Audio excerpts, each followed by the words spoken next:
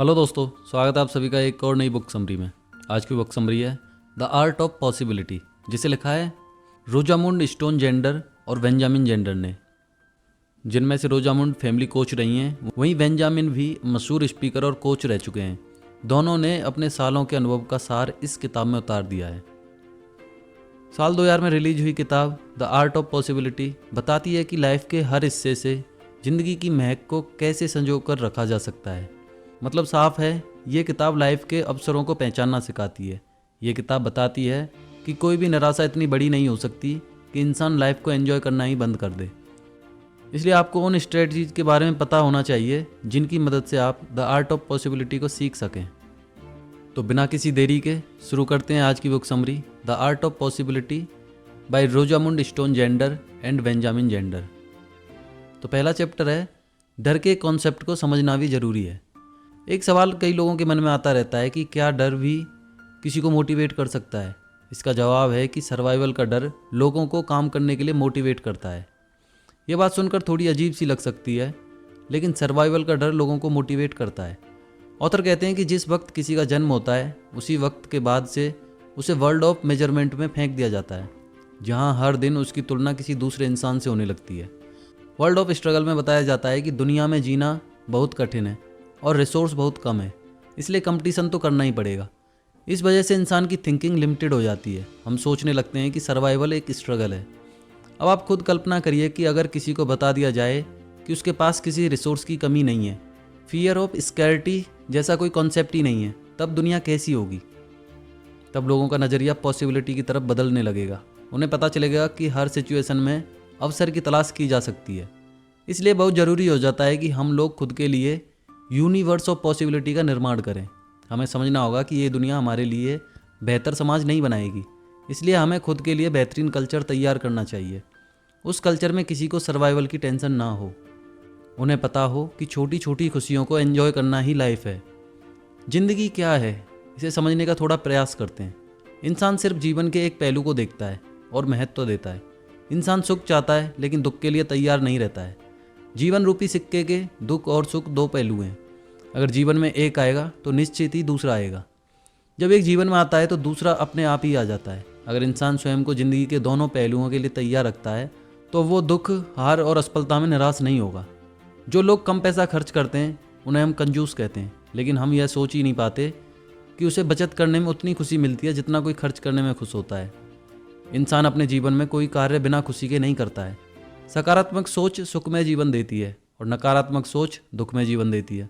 इसीलिए किसी ने बहुत खूब कहा है कि जीवन की आधी उम्र तक पैसा कमाया, पैसा कमाने में इस शरीर को खराब किया, बाकी आधी उम्र तक उसी पैसे को शरीर ठीक करने में लगाया। न शरीर बचा न पैसा। इसलिए समझ लीजिए कि ज़िंदगी एक बैलेंस का नाम है, जिसमें आपको हर पहलू को बैलेंस करना सीखना होगा। जितनी जल्दी आप बैलेंस की कला में मजबूत हो जाएंगे, उतनी ही जल्दी आप लाइफ की कला में भी मजबूत हो जाएंगे। इसलिए बैलेंस की कला को सीखने के लिए द आर्ट ऑफ पॉसिबिलिटी की कला को सीखने की शुरुआत कर दीजिए। नेक्स्ट है ट्रांसफॉर्मेशन की शुरुआत करिए। इसका महत्व तो सफलता से बढ़कर है। जरा सोचिए कि आप समुद्र के किनारे में खड़े हुए हैं, जहाँ समुद्र की लहर बहुत सारी स्टारफिश को बाहर फेंककर अंदर चली जाती है। स्टारफिश तट पर तड़प रही हैं। वहीं आप एक लड़की को भी देखते हैं जो एक एक स्टारफिश को उठाकर समंदर में वापस फेंकती है। तब आप सोचते हैं कि ये बेमतलब का काम कर रही है। ऐसा करके भी ये सभी की जान नहीं बचा पाएगी, लेकिन इस बेमतलब के काम के बाद भी वो लड़की कुछ स्टारफिश की लाइफ ज़रूर बचा लेगी। अब सोचिए उन स्टारफिश की लाइफ में कितना बड़ा डिफरेंस क्रिएट होगा। इसलिए कहा जाता है कि सफलता का मापदंड पूरी तरह से नज़रिए का खेल है। सक्सेस और फेलियर एक ही सिक्के के दो भाग होते हैं। हमें इस तरह से तैयार ही किया गया है कि हमारी नज़र केवल और केवल सफलता की ओर ही जाती है। इसलिए हमारी ज़िंदगी फियर ऑफ फेलियर में खर्च होती जा रही है। इसलिए ऑथर कहते हैं कि स्टारफिश से ध्यान हटाइए और खुद की लाइफ पर लगाइए। आपको पता चलेगा कि अब समय आ गया है कि हम अपनी लाइफ को थोड़ी सी आज़ादी गिफ्ट में दें। हमें फियर ऑफ फेलियर से बाहर आने की कोशिश शुरू कर देनी चाहिए। अपनी लाइफ को अपॉर्चुनिटी की तरह देखने की कोशिश शुरू कर दीजिए। हर एक इवेंट से कुछ ना कुछ सीखने की कोशिश करिए। अगर कहीं सफलता कम भी मिल रही है तो कोई बात नहीं, कम से कम तजुर्बा तो भरपूर मिल रहा है। दूसरों पर भरोसा ना होने के कारण भी भय की उत्पत्ति होती है। एक दूसरे के बीच की दूरी किसी भी परिवार या समाज में अविश्वास और भय को जन्म देती है एवं प्रगति के लिए हानिकारक होती है। एक देश के निवासी जब एक दूसरे पर विश्वास नहीं करते तो उनके बीच बहका वातावरण पैदा होता है। आपको कानून से डरना चाहिए, परंतु आप समाज में निरंतर डर के साथ काम नहीं कर सकते, चाहे वो फिर किसी भी प्रकार का भय हो। अधिकारियों का डर, अपने से वरिष्ठ लोगों का डर, अपने किसी प्रिय व्यक्ति को खो देने का डर, नौकरी खो देने का डर, या फिर उत्पीड़न का भय। सत्य तो यही है कि हम भयभीत होकर कुछ भी नहीं कर सकते। जीवन में थोड़ा भय आवश्यक है, पर उतना ही जितना कि खाने में नमक। इसलिए अब समय आ चुका है कि लाइफ के नमक को समझने की कोशिश करिए और खुद की सोच को बड़ा करिए। उसे थोड़ा सांस लेने का मौका दीजिए, फिर देखिए दुनिया का नज़ारा ही बदला बदला सा नजर आएगा। नेक्स्ट है, खुद को चमकाने की कोशिश करो लेकिन टीम मेंबर्स को बिना गिराए। कई लोगों को ऐसा लग सकता है कि प्रोफेशनल ऑर्केस्ट्रा में काम करना किसी सपने की तरह है, दिन भर म्यूजिक के बीच में और रात में ऑडियंस की तालियां और इमोशनल जेस्चर। लेकिन इसके विपरीत भी एक सच्चाई है। साल 1996 में जर्नल हार्मनी में एक आर्टिकल छपा। उसमें एक सर्वे की रिपोर्ट का हवाला देते हुए कहा गया कि सिम्फनी ऑर्केस्ट्रा में काम करने वाले लोग जेल गार्ड से भी ज़्यादा लेस सेटिस्फाइड हैं। उन्हें अपने काम में मज़ा नहीं आता है। अब सवाल ये उठ रहा था कि आखिर इतने बढ़िया काम में कमी क्या है। तो इसका जवाब निकल कर सामने आया कि कमी काम में नहीं, बल्कि काम करवाने वालों में है। मतलब जो लोग बॉस हैं वो खुद को हिटलर समझने लगते हैं। उनका एटीट्यूड ऐसा हो जाता है कि कोई भी उनकी बात बिना सवाल किए मान जाए। बॉस का एटीट्यूड ही फैसला करता है कि आपकी टीम कितनी मेहनत के साथ काम करेगी।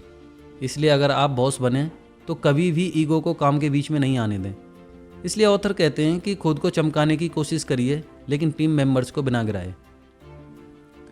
नेक्स्ट है, पॉसिबिलिटी के दरवाजे को खोलिए और अवसरों का स्वागत करिए। कल्पना की दुनिया में चलिए और सोचिए कि आप फ्लोरिडा में वैकेशन के लिए गए हुए हैं, लेकिन वहाँ पहुँचते ही बरसात ने भी दस्तक दे दी। वेदर फोरकास्ट बता रहा है कि एक हफ्ते तक मूसलाधार बारिश होगी। अब आपके पास अपने बैड लक को कोसने के सिवा क्या ही बचा है। लेकिन आप चाहें तो विपरीत सिचुएशन में भी अवसर की तलाश शुरू कर सकते हैं। इसलिए कभी भी इतना निराश मत हो जाइए कि कोशिश करना ही बंद कर दें। आप बारिश के मौसम में अपने पार्टनर के और ज़्यादा करीब आ सकते हैं। अगर आप अकेले गए हुए हैं तो किताब को अपना साथी बना सकते हैं या फिर बीचीज पर भी समय गुजार सकते हैं। फ्लोरिडा की बारिश आपके अंदर के शायर को भी जगा सकती है। बात सिर्फ इतनी सी है कि क्या आपके अंदर सिचुएशन को हैंडल करने का सही नज़रिया है या फिर आप सिर्फ और सिर्फ दुखी रहना चाहते हैं। याद रखिए कि लाइफ में दुखी होने की कई वजह मिलेंगी, लेकिन मायने ये रखता है कि क्या आप उन दुखों में उम्मीद की एक लहर की तलाश कर सकते हैं। अगर कर सकते हैं तो असल मायनों में आप ही ज़िंदगी को जी रहे हैं। ऑथर कहते हैं कि 80% लोग अपनी लाइफ को बिताने के लिए जीते हैं, केवल 20% ही लाइफ को एक्सपीरियंस करने के लिए जीते हैं।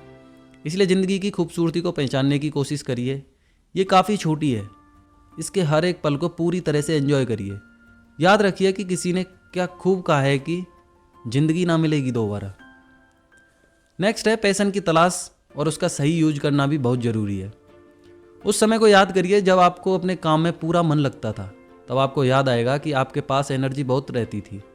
जी हाँ, एनर्जी लिमिटेड है, और जब इसका कॉम्बिनेशन पैशन से मिल जाता है तो एक मास्टरपीस वर्क तैयार हो जाता है।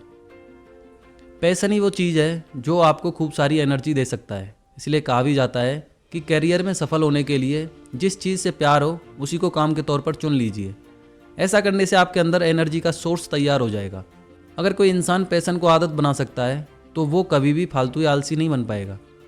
यदि आप अपने जीवन में सफल होना चाहते हैं तो आपको पैशन के साथ गोल सेट करने की आदत को अपनाना होगा। फिर चाहे करियर में अच्छा प्रमोशन चाहिए या फिर करियर को बदलना हो, गोल सेटिंग से आप अपने लक्ष्यों को जल्दी अचीव कर सकते हैं। गोल्स हमेशा ऐसे होने चाहिए जिससे आप मोटिवेट हो सकें, यानी उन्हें अचीव करने का महत्व पता होना चाहिए। यदि आपकी रुचि नहीं है तो आपको बहुत ही कम आउटपुट मिलेगा। गोल्स अचीव करने के लिए मोटिवेशन बहुत महत्वपूर्ण होता है। गोल्स को जीवन की सबसे उच्च प्राथमिकता के आधार पर ही तैयार किया जाना चाहिए। इससे आपके प्रयास भी तेज होंगे। आप जो भी गोल सेट करें उन्हें एक डायरी में अवश्य नोट करें। इससे उन्हें भूलना आसान नहीं होगा। अपने गोल्स स्टेटमेंट के बारे में हमेशा पॉजिटिव तरीके में लिखें। यदि आप टू डू लिस्ट तैयार करते हैं तो आपको गोल्स को लेकर एक टू डू लिस्ट तैयार करनी होगी कि किन गोल्स को अचीव कर लिया और किन्हें अचीव करना बाकी है। इससे आप लक्ष्य से भटकेंगे नहीं। गोल्स का स्मार्ट होना भी ज़रूरी है। आपके गोल्स पावरफुल हैं तो वे खुद ब खुद स्मार्ट हो जाएंगे। स्मार्ट गोल्स का मतलब है कि आपके गोल बिल्कुल स्पष्ट होने चाहिए। गोल्स के लिए एक निश्चित समय भी डिसाइड करें। डेडलाइन तय कर गोल्स को समय पर अचीव किया जा सकता है। गोल्स सेट करते समय अपने करियर और लाइफ का ध्यान रखें, उसी के अनुसार गोल्स बनाएं। इससे एक ही तरह के लक्ष्य जल्दी हासिल होंगे। गोल्स सेटिंग के दौरान इस स्टेप को नज़रअंदाज नहीं करना चाहिए। लक्ष्यों की सफलता के लिए एक्शन प्लान पर विचार करना बहुत ज़रूरी होता है। इसलिए हर एक स्टेप के बारे में लिखें कि आपको किस तरह से काम करना है। हर स्टेप को पूरा करने के बाद उसे डायरी में अवश्य लिखें। इस तरह आपको यह भी पता चलेगा कि कहाँ कमियाँ रह गई हैं और उन्हें कैसे दूर किया जा सकता है। गोल्स तैयार करने के बाद अपने फ्रेंड्स, फैमिली मेम्बर या मेंटर से शेयर करें, क्योंकि शेयरिंग इज केयरिंग। इससे गोल्स को अचीव करने के लिए आपको अच्छे सुझाव भी मिल सकते हैं। साथ ही साथ बड़े टारगेट पर फोकस करने के बजाय आपको छोटे छोटे टारगेट पर फोकस करना चाहिए। इससे गोल्स को अचीव करना आसान होगा। नेक्स्ट है, अपने साथ दूसरों की मदद भी करते रहिए। ऑथर कहते हैं कि हर इंसान के अंदर स्मोल्डरिंग सिंडर है, जिसके अंदर स्पार्क ऑफ फायर भरा हुआ है। इस स्पार्क में इतनी शक्ति है कि इंसान अपने साथ साथ अपनों की लाइफ को भी बेहतरीन बना सकता है। बस देर इस बात की है कि क्या आपके अंदर दूसरों की लाइफ को बेहतर करने की अच्छी नीयत है। अगर आपने इस नीयत को पैदा कर लिया तो आप दूसरों के साथ साथ खुद की लाइफ को भी बेहतर कर सकते हैं।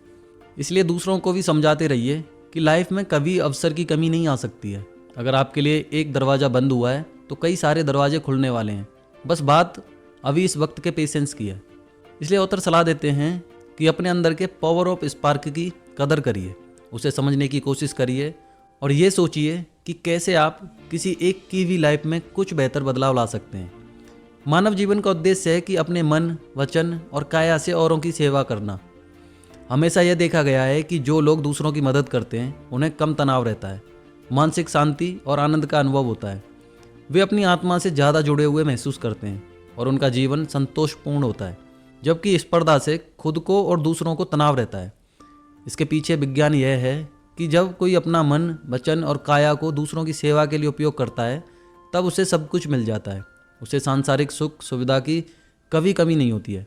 धर्म की शुरुआत ऑब्लाइजिंग नेचर से होती है। जब आप दूसरों के लिए कुछ करते हैं उसी पल खुशी की शुरुआत हो जाती है और खुशी की शुरुआत ही द आर्ट ऑफ पॉसिबिलिटी की शुरुआत है। नेक्स्ट है, अहम या घमंड से दूर रहने की कोशिश करिए।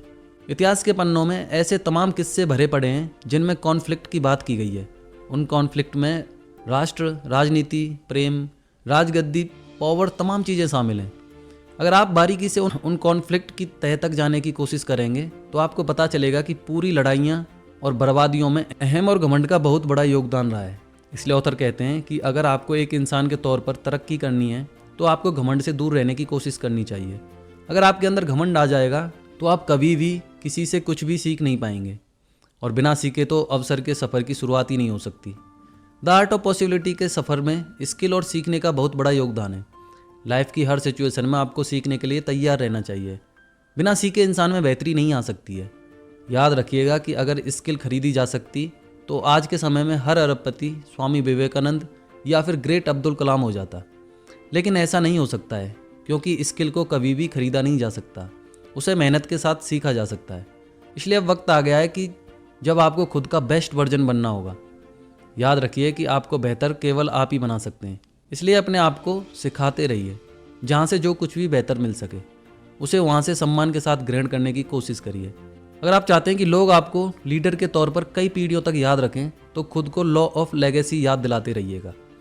अधिकतर लोग खुद से सवाल नहीं करते हैं कि लोग उनके जाने के बाद उन्हें कैसे याद रखें। कई लोगों को ये सवाल अजीब भी लग सकता है, लेकिन अगर कोई लीडर चाहता है कि उसे कई पीढ़ियों तक याद रखा जाए तो उसे खुद को याद दिलाते रहना चाहिए कि इस धरती में उसके पास सीमित समय है। इसी सीमित समय में उसे कुछ ऐसा कर जाना है जिसे लोग मिसाल के तौर पर याद रखें। मिसाल बनाते रहिए, विरासत अपने आप बन जाएगी। ज़िंदगी एक ऐसी पूंजी होती है जिसे आपके बाद की पीढ़ी भी आगे बढ़ाती है। इसलिए हमेशा ज़िंदगी की खूबसूरती को याद रखिए। तो इसी के साथ इस समरी का कंक्लूजन यही है, इस दुनिया में कभी भी पॉसिबिलिटी की कमी नहीं होने वाली है। बहुत से अवसर हैं लेकिन हम उन्हें देख नहीं पा रहे हैं क्योंकि हम लोगों ने सर्वाइवल को ही मुश्किल समझ लिया है। हम सोचते हैं कि इस दुनिया में टिके रहना ही बहुत मुश्किल है, लेकिन ऐसा बिल्कुल नहीं है। इस दुनिया में आप बहुत आसानी से रह सकते हैं और अपने हिस्से की पारी को एंजॉय कर सकते हैं। बस निडर रहिए और दिलेरी के साथ ज़िंदगी को एंजॉय करिए। कॉन्फिडेंट रहिए, मस्त रहिए और जिंदाबाद रहिए। कभी भी किसी सिचुएशन या इंसान से डरिए नहीं। डर केवल खाने में नमक की तरह ही होना चाहिए। हाँ, साथ ही घमंड में भी मत रहिए और सबकी इज्जत करिए। तो ये बुक समरी तो यहीं समाप्त होती है। आपको इस बुक समरी का कौन सा पॉइंट, कौन सी बात अच्छी लगी वो हमें कमेंट सेक्शन में जाकर बता सकते हैं।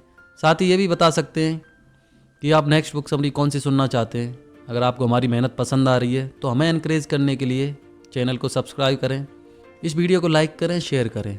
मिलते हैं नेक्स्ट बुक समरी में। जय हिंद, जय भारत।